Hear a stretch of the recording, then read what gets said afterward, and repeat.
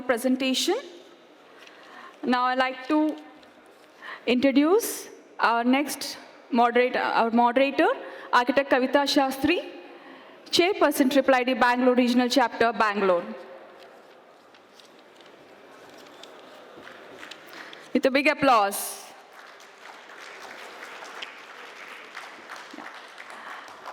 Architect Kavita Shastri, an alumna of BMSCE, embodies a design philosophy that seamlessly blends form, function, aesthetics, and practically emphasizing organic, natural, and sustainable elements, with a penchant for adding a touch of drama through art, quirky furniture, and lighting.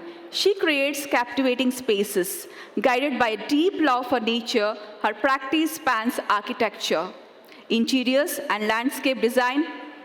Currently serving as the chairperson of IIIT Bangalore, she initiated the impactful COD Code Studio in 2016, dedicated to pro bono design for community projects. Notably, the collaborative studio has successfully completed numerous government schools and orphanages, including the restoration of a 108-year-old government school in Murphy Town, earning her a commendation at the IIA National Awards in 2023. So let's welcome on the stage Architect Kavita Shastri, Chairperson IIIT Bangalore Regional Chapter, with your big applause. Thank you. Thank you. I'd like to invite all our panelists on the stage, please. Let's get started with the panel discussion.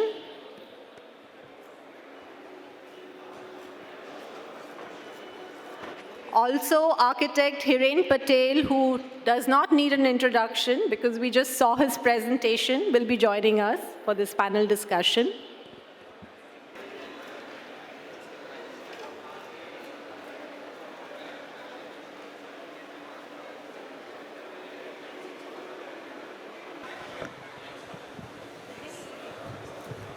Is this like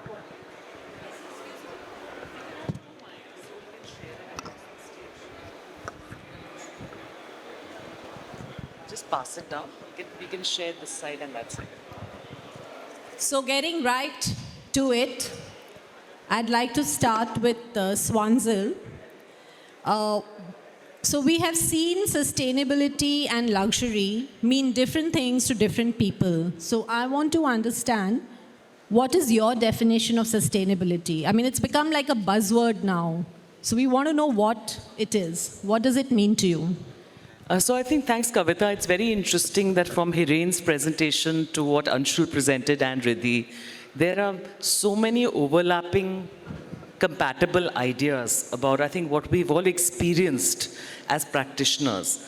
Because I think this is really more about a deeper understanding of what sustainability means.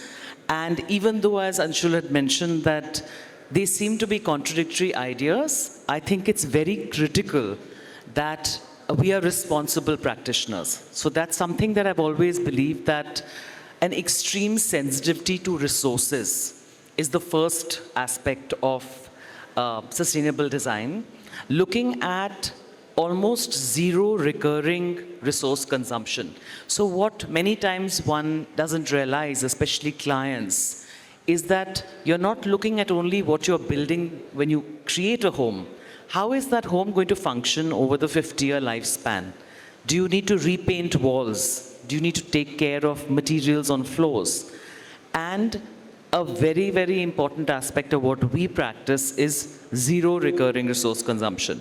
So even if it means spending a little more at the outset on finishes that are permanent, you allow the house to grow.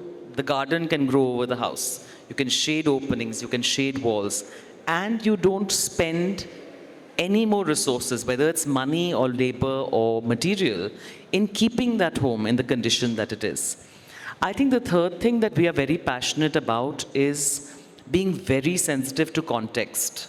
So context and ecologies, which is a larger idea of ecology, from something as small as a motif that is designed in a particular context, and I've done homes in sensitive contexts of restoration work in Gujarat, homes in Coorg, which have a very strong cultural sensibility.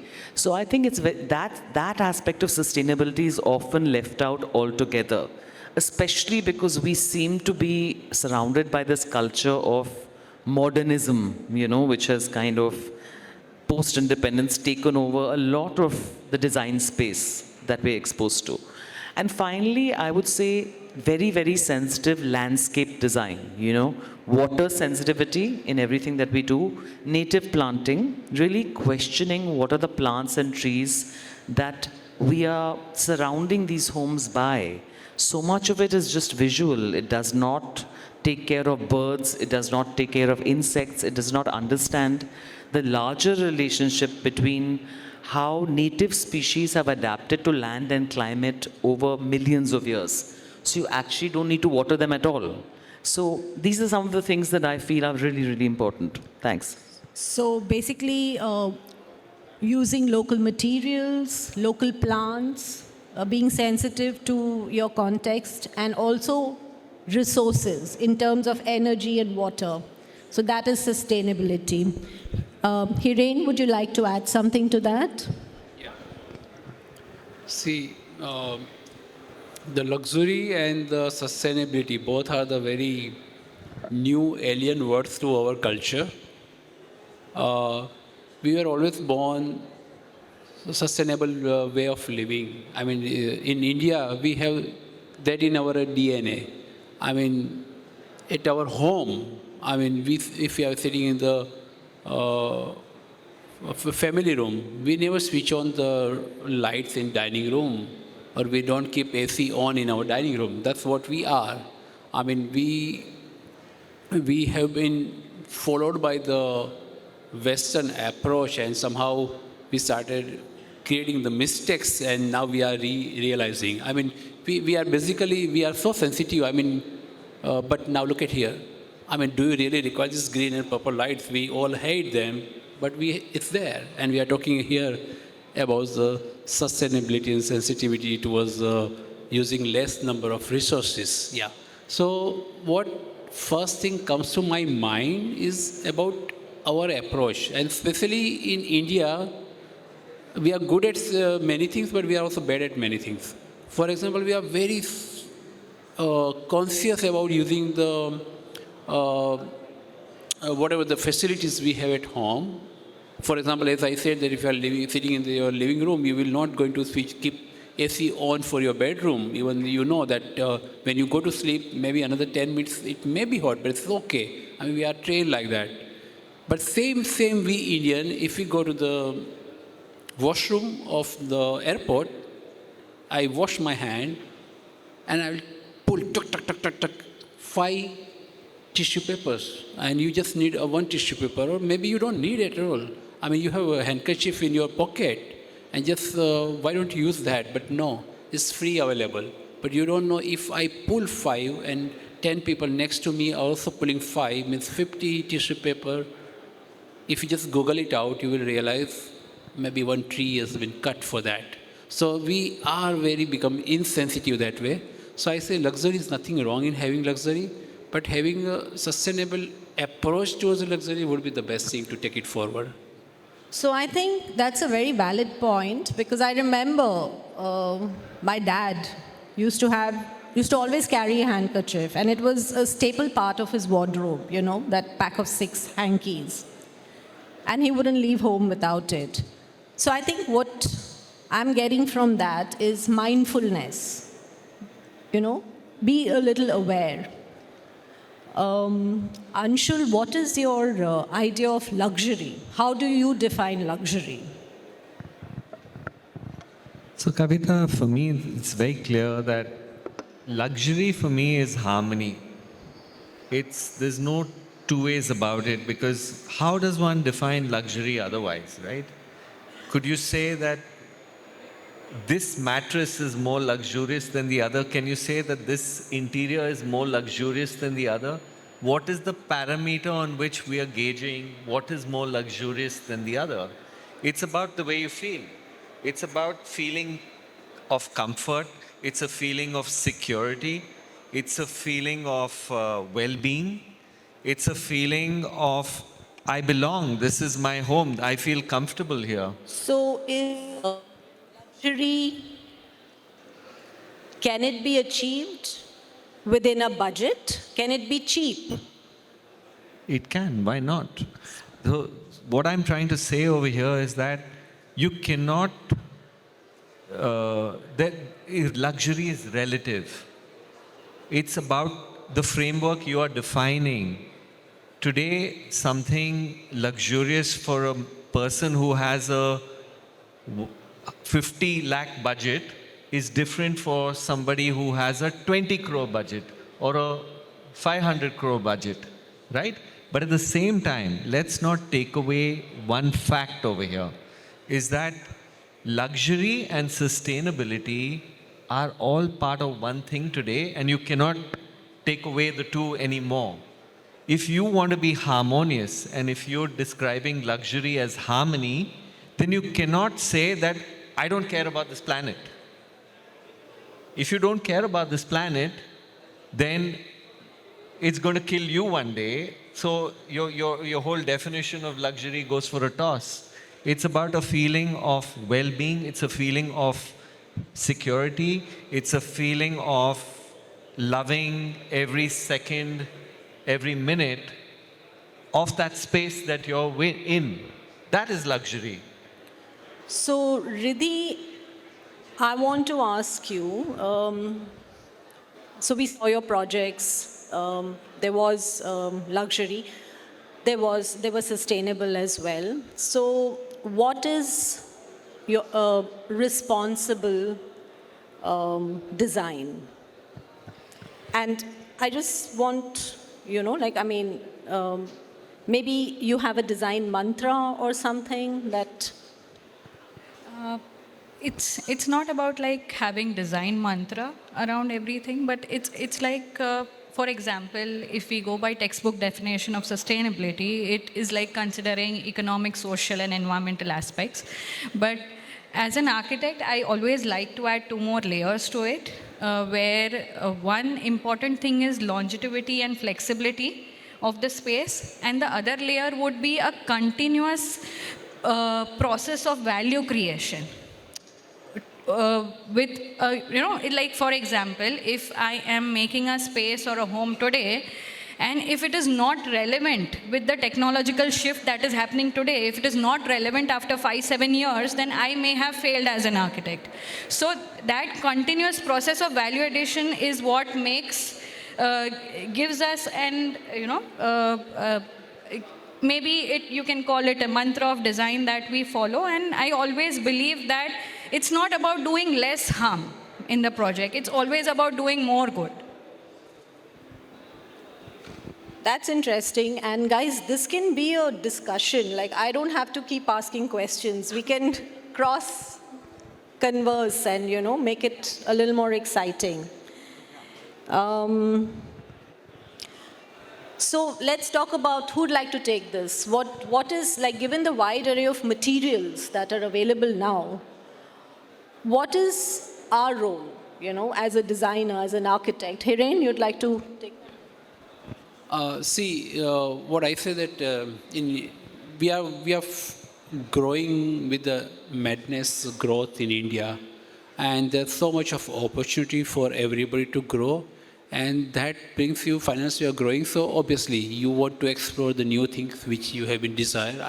I still remember when I was I went to in exchange program to Switzerland, and in 1987, Coca-Cola in the aircraft was a luxury for me because there was no Coca-Cola there. So there are lots of inflow of such kind of materialism will come to you when you have the financially you are capable of doing it.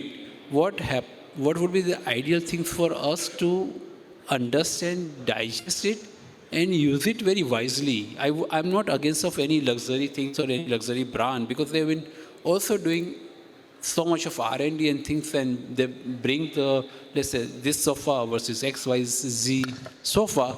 But I do remember there was one Italian brand, person came to our office and she said they have been doing since decades about the beds and mattresses. And that lady came and she was explaining that we spend one third of our life in sleeping, and sleeping is very important. So the mattress become very important. And I say, wow, that's wonderful things. And she said, our beds are the best. And I was understanding. And then finally I say, how much the price would for your mattresses? And she said, sir, it will cost 1.6 CR. I say 99% of the people will not, from India will not even able to digest your 1.5 CR mattresses, and not even they can afford, they will able to sleep on that, because that is not my mindset. And I say, madam, have you traveled to India any time? She says, this is my first time. I say, you have come the best time of your time. It's a monsoon. If you have time, why don't you fly down to Kerala, go for the Ayurveda therapy, and you will realize sleeping on the floor, you will get your finest sleep, which you have never enjoyed in your entire life. That is what India is. And you are trying to sell me 1.5 CR of mattresses. And if we buy, it's a madness. Yes, maybe we can buy for once in a while to just sit, but we have to keep our mind open to that don't fall into the trap. So as a designers, we really need to check, the reality check we have to do, that are we not becoming obsessed to the material without any meaning, I would say. No, so that's a valid point, because how do we as designers, architects, see, luxury is a very aspirational, you know, interiors, luxury, it's very aspirational. So how do we tell them कि भाई मैं इधर कड़प्पा लगा रहा हूँ? This is luxury. Yeah, so it's never easy. It's always so. As an architect, I have become more a negotiator and somebody who challenges himself to be able to get the client to agree in a manner where he has made the decision, not me. So half my life is about that, and half my life is about saying, okay, I don't need to build for anybody. I'll sell one house and build 4 more. Oops. At least I can build for myself, right? No. So I think you have to eventually balance the whole thing out. It's not about me enforcing something that a client doesn't want. If I can negotiate with him and if I can meet him halfway, I think I've done a good job. It's very rare that the client doesn't listen. And I think we need to hone our skills. We need to be convinced about it ourselves. See, people come to us for what they see. It's what we have showcased is what they come to us for, right? So if we can't showcase our own work like the way we love it, and if we're going to showcase everything which is non-sustainable as our work, then you're going to get clients like that too. But having said that, I still continue to get clients who want, "Mujhe to marble hi chahiye bhai." So, and then that's fine. It's not like I don't want to give them marble, but in whatever little bit where I can have small victories, I'm able to achieve it because I have to be sustainable to my own practice and myself too. So there has to be a right balance. So never argue with the client, like Hiren was saying, right? I never argue with the client. It's been long gone. There were times when I used to fight with the client. I said, "Nahi karunga main. I won't do it. You do whatever you want." And that guy said, "I'll make sure you don't do a single project in this country, leave alone this city." I said, "Make sure. Let's see." Then suddenly there's a switch.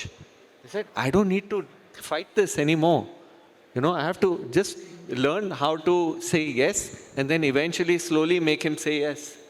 And then somewhere meet somewhere midway." And I learned that from marriage. I'd just like to add. I'd like to add to what Anshul said.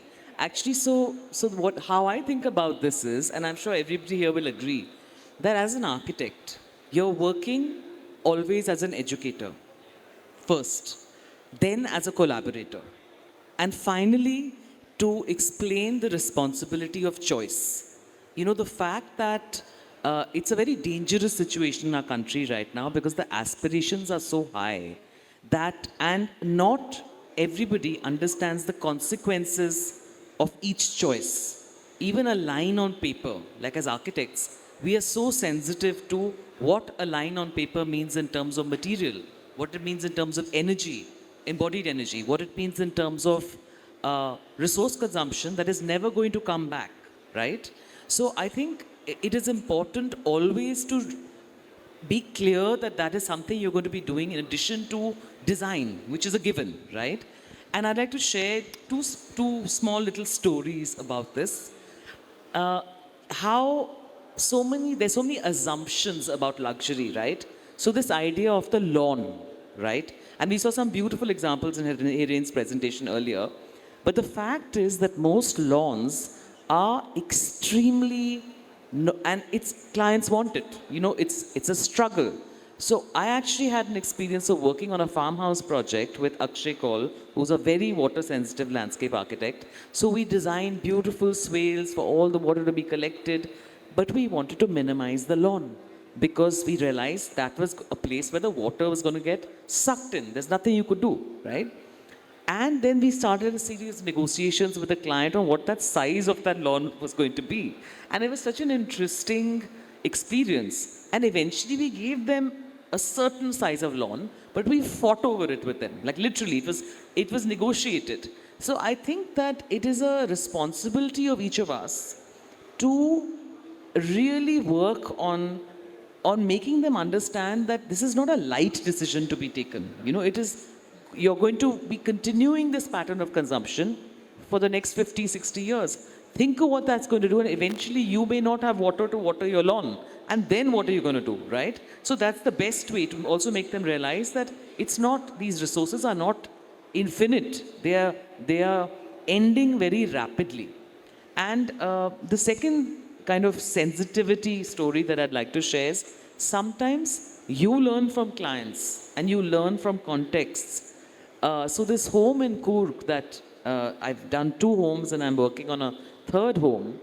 And the culture in Coorg is so sensitive to wildlife because it's largely been a wild landscape. Even today, wild animals roam freely through gardens and homes so that they actually never light up their gardens. There are no lights in their gardens because the belief is that your ownership ends at your, as they say, deck or your threshold. And after dark, the rest of the landscape goes back to the wild. And I thought that was such a beautiful idea, that sensitivity to animals and birds is so important. Whether you're designing in the city or whether you're designing in a kind of suburban or, kind of wild context, it is so important to remember all the other species that we're also responsible for beyond our clients, the Homo sapiens. Yeah, I If think. I add to the same thing, we are working on one project called Monkey Forest, and there we says that there are small plots, some around 60 plots, and we have been telling the people that we don't have street lights, and the lights will be off by 7:30 because the birds lives there, and we are designing for the species around, and we say there are not going to be a party because the birds and they don't like it, and surprisingly, people love that concept. So we have to educate our client. That's what even I agree. That's actually a big debate we are having with a client for whom we're doing a resort in a forest, where we're almost thinking that why should we even have electricity? Why can we not manage with sources other than electricity? Because again, this is it's almost like touching a forest, this particular resort, very eco-sensitive. You know, how beautiful it would be to actually have zero electricity and manage with natural firewood or candles. But then that's a big debate because they're saying that the operators will never agree to that. And it's eventually a financial model that will not work. So it's sad. Opening the floor out then? Yeah, why not? Yeah. So my question is very simple. Have we all agreed on this, that can luxury meet sustainability, yes or no? because I have certain, what do you call, inhibitions about this whole topic. That when you're talking about luxury and sustainability, do they ever, meet at any particular point? Because when you are building a 20,000 square feet house, and where there are just 4 people going to live there, or a family of 5, where is sustainability?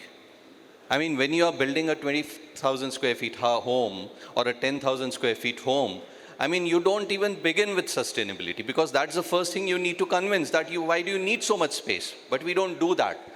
So we build a 20,000 square feet home, which is clearly unsustainable, and then we use sustainable materials to make it sustainable. I mean, why are we committing the crime in the first place?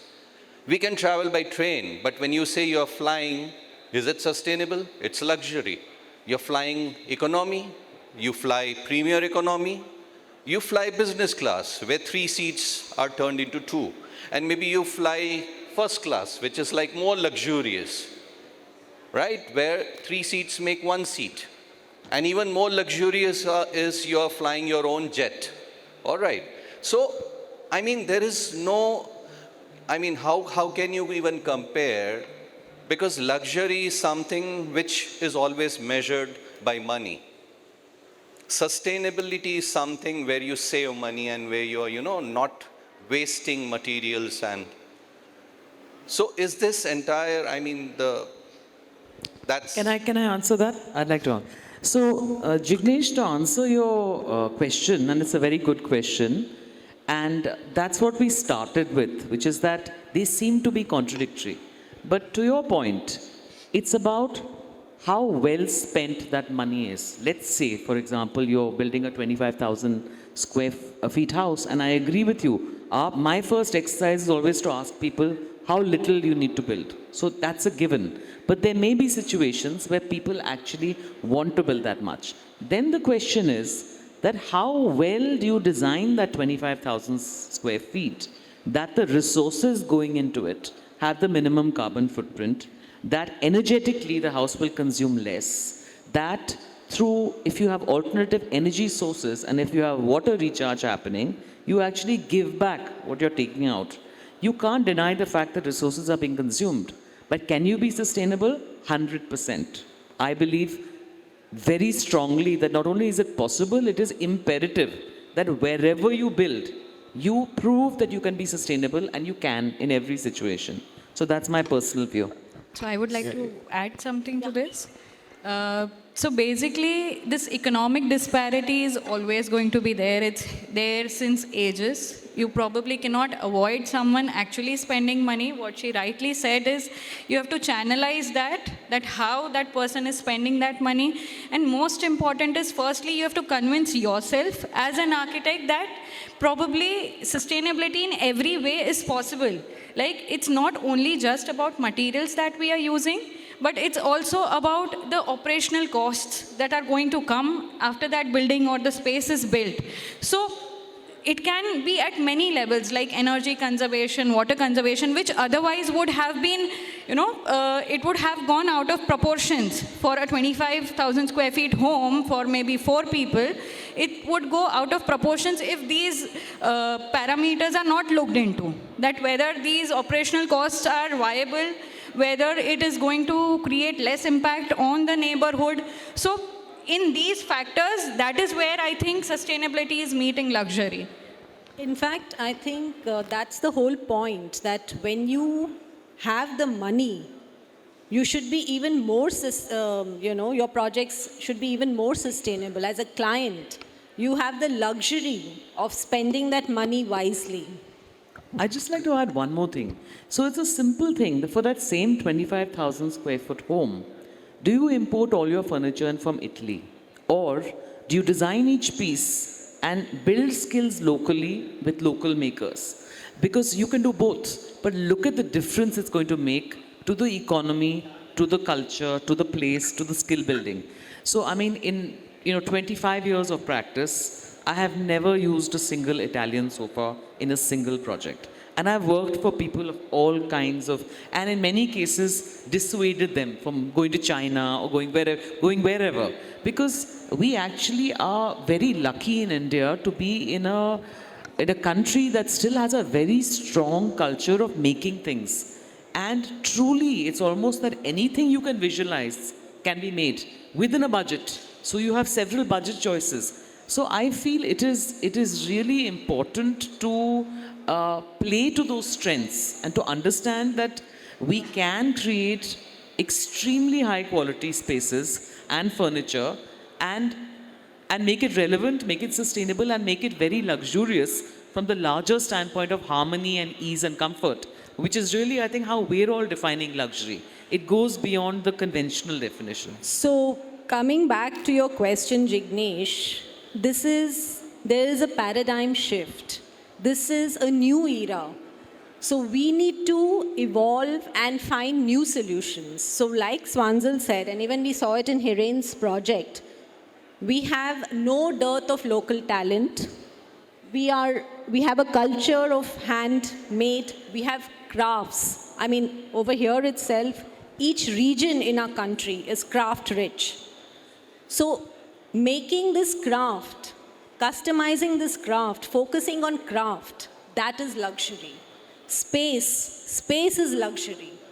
Not having marble flooring, but just having the space, having that 25 square thousand space is a luxury. You saw in Anshul's project, he has used laterite, he has used kadapa. Kadapa is the cheapest of stones. So I tell my clients, please don't use a tile, use a stone. Stone has a longer life. We need materials that are long lasting so that we're not doing the interiors again and again.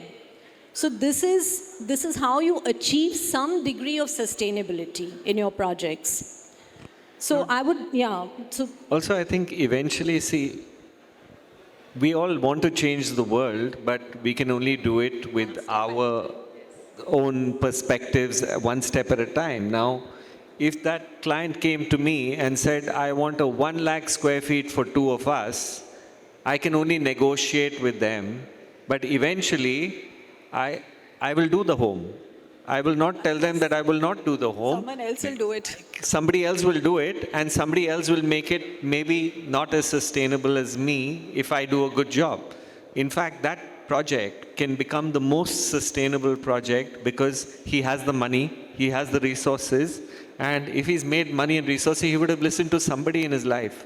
Maybe I have that opportunity to make it like a power grid without him knowing it, which supplies power to the rest of the colony, and maybe it's a place which can supply more water, and maybe making him a little more conscious of the fact that, you know, if you are doing this, then give back in some way, because, you know, you are one amongst a million who can afford this. But again, without being too preachy, because he'll say, get lost.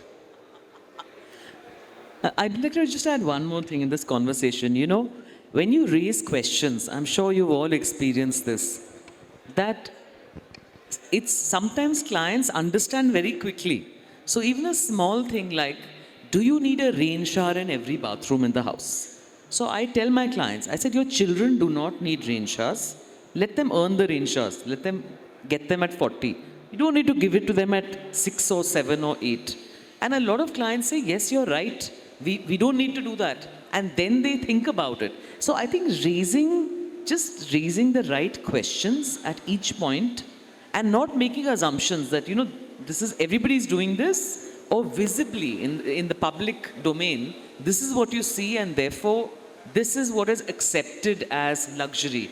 So even materiality, for example, like you have incredible Indian stones now, and you actually have amazing technical expertise and finishes on those stones, which are transforming what these stones look like.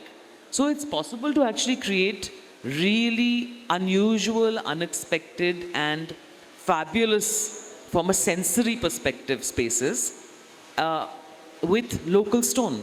And I think you probably have all experienced that what the range of what is available in Indian stones today. So it's not even that difficult to convince people, because they are also looking for something different from the done-to-death Italian marble that has been in our country, which is the poorest quality Italian marble, by the way, that comes to our country. So educating people on that as another exercise, that this is the worst quality stone, so don't think you're actually getting a high quality material into your home.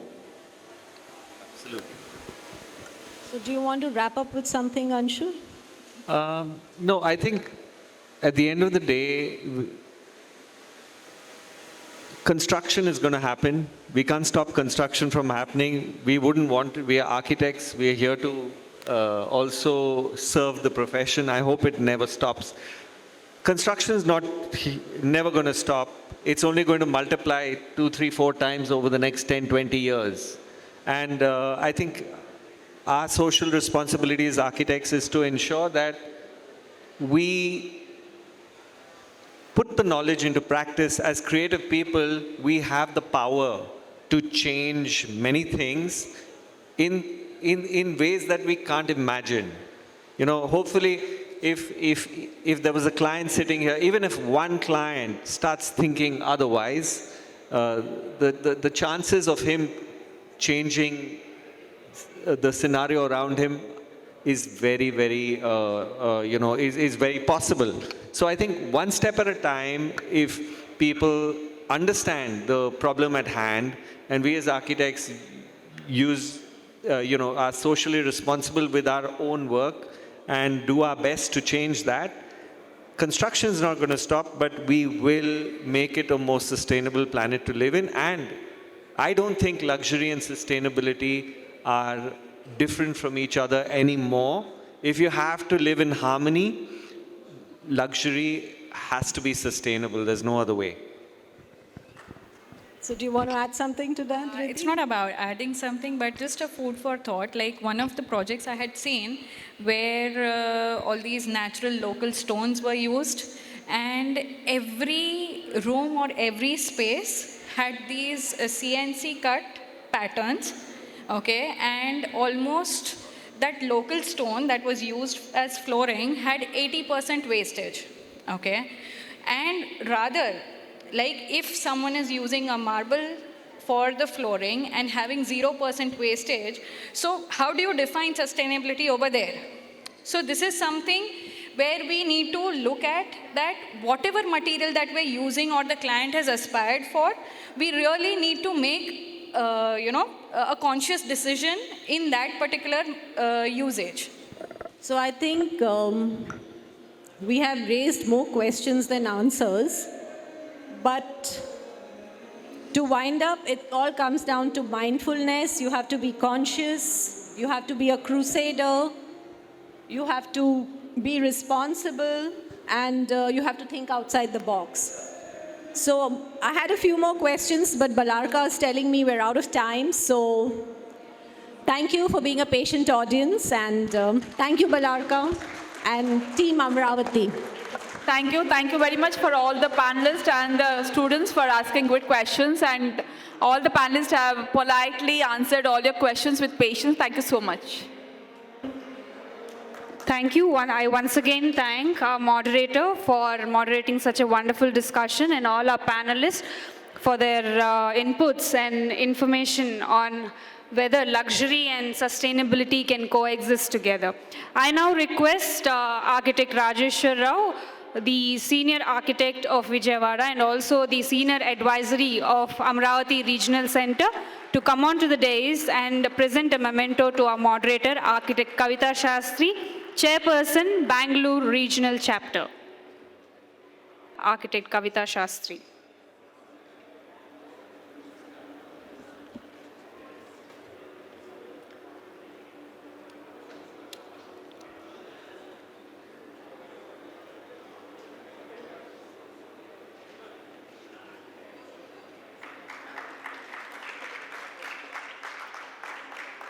I now request Mr. Hasmukh Shah, Chairperson, Mumbai Regional Chapter, to come on to the dais and present a memento to our panelist, Architect Anshul Chora.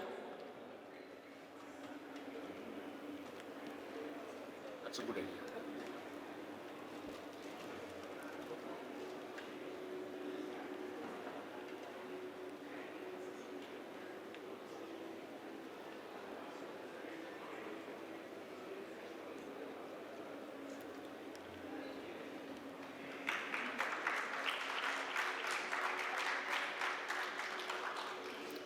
I now request Architect Rupesh Kapadia, Chairperson, Surat Regional Chapter, to come onto the dais and present a memento to Architect Swanzil Kak Kapoor.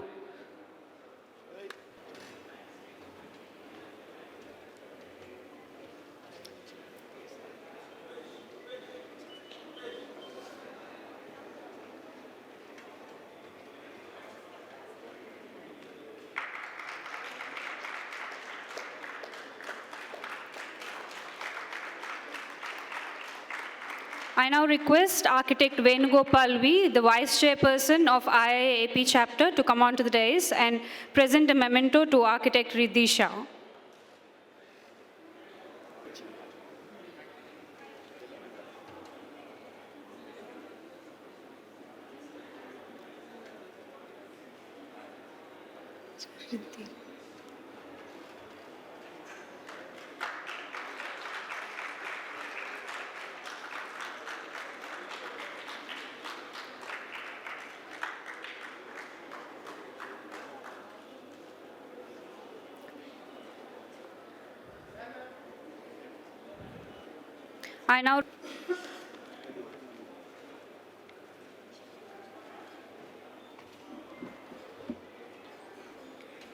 I request the Chairperson, Amravati Regional Center, to join the felicitation.